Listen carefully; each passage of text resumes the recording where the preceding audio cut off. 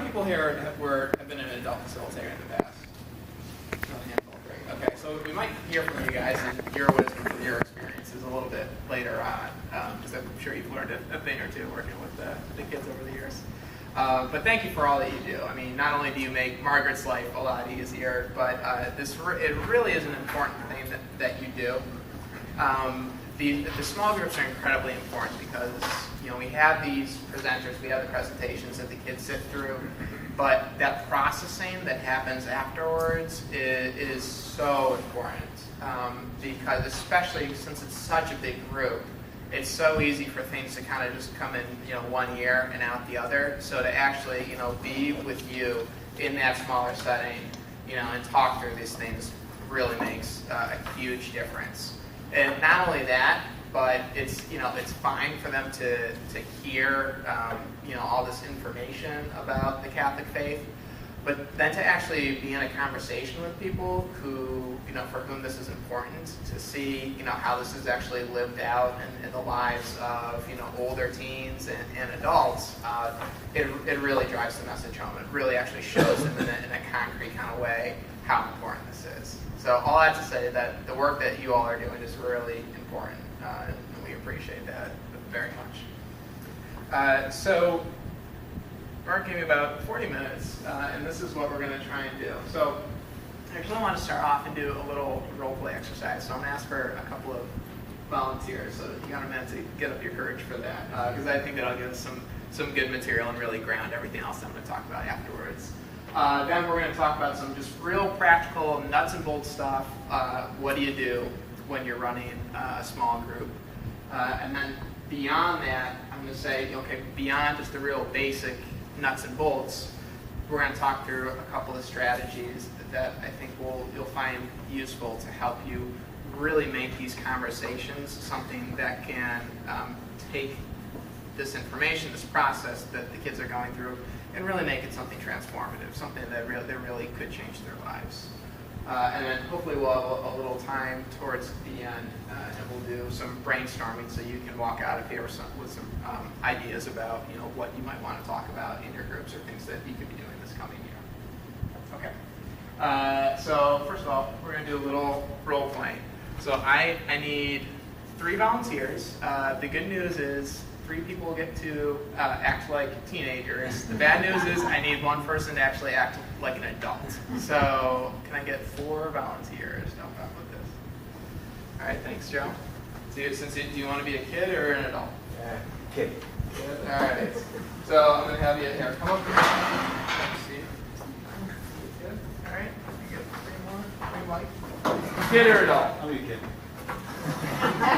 Well, give a choice. I'll give you a All right, and I'm sorry, I do need someone to be an adult. Thank you very much. Oh, at least I don't know if I can fulfill that. All right, so watch yourself here. All right, so these are some questions for you to work on. All right, so what's going to happen here is we're going to simulate the small group experience. It's going to be a little bit smaller here. So we have our 3 students here. Each of them has guidelines for a certain personality type that you might encounter in your small group this year. And then our wonderful and talented facilitator here has some questions, the sort of thing that you might be going off of.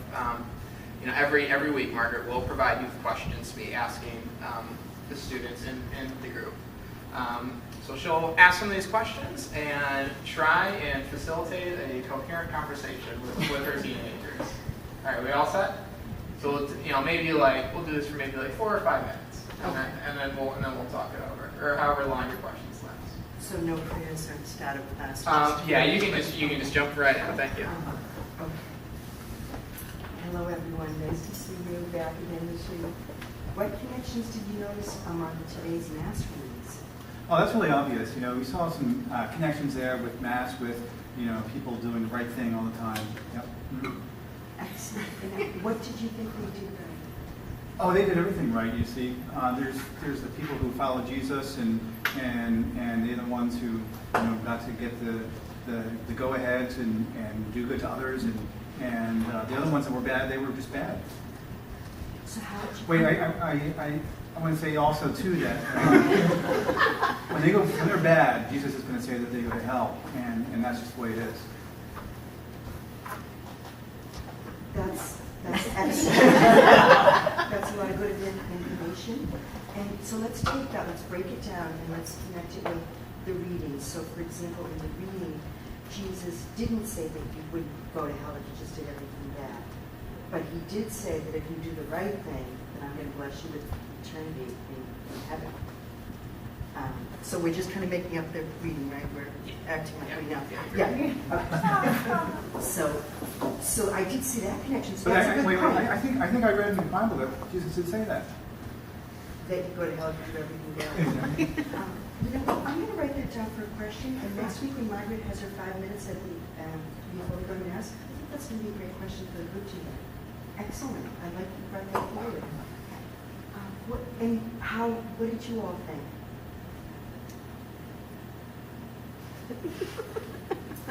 This I think it was really so good that- perfect. I just was back in the classroom for that 1 second. Like, so he is like really good. I like him because they're really not. You're excellent. And I wish they were more like. But these two, this is what I. So okay. I was just going to say that it was He's really. right. He's right.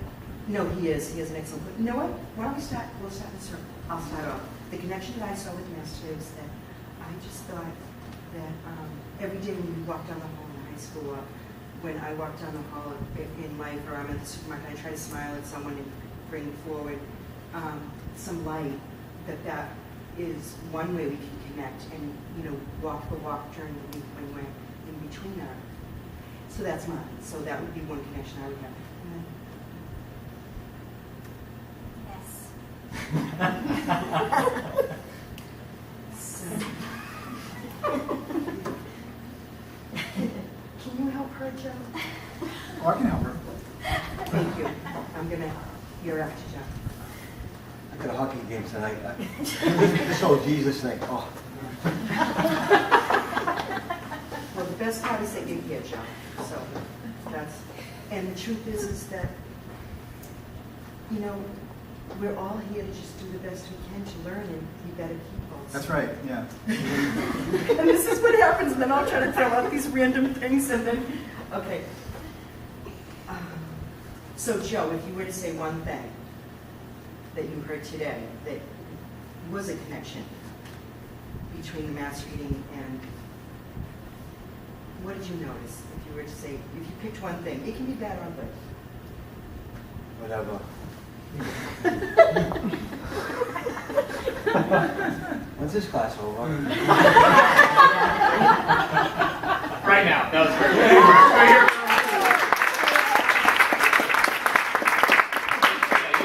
Sit right there. All right. So what sort of student personality types did people pick out here? Who did you recognize? So this lovely lady was so. I had 3 girls who looked just like that. It was as if they lost really literally their voice. They would not. They would look at me in the eye and I'd please say something. Nothing. Right. Nothing. And I tried to put Painfully anybody quiet else. teenager. Right. It was weird. And one-word answers, but it was hard. You know what? It was really hard to give one-word answers because you were She phrasing was. your She was questions asking great really well. questions. Yeah. So I was trying to stick by what this said, but you were phrasing questions that were kind of making you definitely not Not have to have to. respond. Yeah, I couldn't answer with just one word with your questions. Right. So. Yeah, she did a good job. All right. So we had the painfully quiet teenager. Who else? Girl, teenager. Yeah. It's often the Especially. girls, Yeah. Really. Especially. So maybe an open-ended question. That's because I used to be in sales when the customer wouldn't talk. You would try to say something that they couldn't say yes or no. They'd have to say, well, maybe I could make that appointment next week. So Right. open-ended, and then they can't say, well, no. But she did a good job because they still do. But then try. Right. Yeah, exactly right. So who was Mike playing? What was this sort of personality type that we saw there? Yeah. Yeah.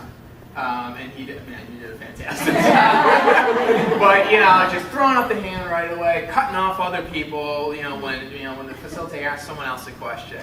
So, definitely, what did you think? How did our facilitator do dealing with Mike? Yeah, she did good. What she said, well, we're you'll be next. Right. And that was a little Yeah. hard, like you do feel bad, but I think, Right. thank you. And I know, and I thought that was great because you, at the same time, you try to give Joe his opportunity to answer a question, but at the same time, you're absolutely right, you didn't put down Mike. You said, okay, well, that's great, we're gonna come back to you in a minute, let's hear from Joe first. So you both affirmed the person who's participating, but tried to draw other people in as well, so that was great. And then, who did we see in Joe today? Yeah, exactly, yeah. Wise guy. Cool guy, cool yeah, guy, just too cool to talk. Exactly right. The girls are all looking at him. And you've got that dynamic going on, he's the football player or whatever. Exactly right, yeah. So we saw a bunch of wonderful things our facilitator did. Is there anything that you could have thought of, anything that you would have handled differently, anything more you would have done in this situation? I think what you did going around is good. Like sometimes everybody just has to hear their voice once. Right. And then And they then feel it's- better and they talk a little more. So instead of waiting for people to answer, you just go around and push it. And I think I have to give credit to another adult facilitator last year who I said, when they won't answer and you keep saying, so, she said, well, she should start with candy or something or Yeah, something. I And I didn't always have the candy, so I do find that gets the ball rolling. That we say, Candy well, I'll start with me or the peer minister too, and then I'll go to the peer minister. Yeah. And they'll all copy the exact answer of the person before. That's another thing that happens. Yeah. And then- No, but I think doing like a little icebreaker, something like that. Then as soon as they hear their voice in the room, it makes them more. Truly, it is amazing to think that one little bag of $3 candy, like, can draw them in. And even if you want to make it like holiday special, like at Thanksgiving, you have Halloween turkeys, because things. they are half Yeah. child and half adult. Hopefully half at least. Yeah. Exactly. Someone else was going to say something? I used to get a lot of I don't knows, but Yeah. The one that gave the I really don't care and I got a game and stuff. Uh-huh. I think I might have tried to, whatever the story was that we were talking about, try to connect it with hockey in some way to bring his attention to what we're doing, and then maybe say, as a group, let's say a prayer for him. He's got a hockey game tonight that he wins, or Awesome. and then when I see him the next time we get together, ask him how hockey's going. Wonderful. Try to make a personal connection so that yes, this. Let's pray for you and let's bring your game into religion too, because you see a lot of professional players bless themselves before they go out there, and even boxers and everything. Yeah, bring it Maybe to each kind of other.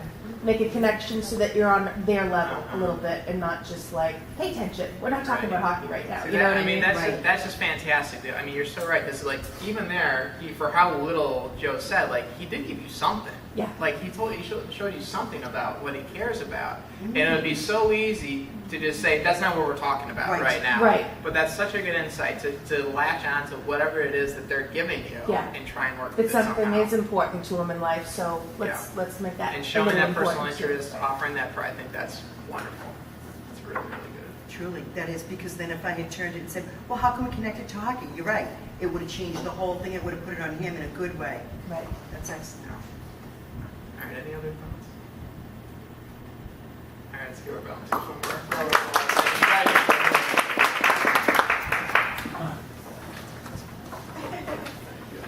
Might get you all to sign these. Okay. So now that we got the ball rolling, we'll just run through a few real practical tips for grabbing or going through a small group. So if you haven't gotten one yet, these blue sheets on the desk or the tables are there for you. Is there enough for everyone?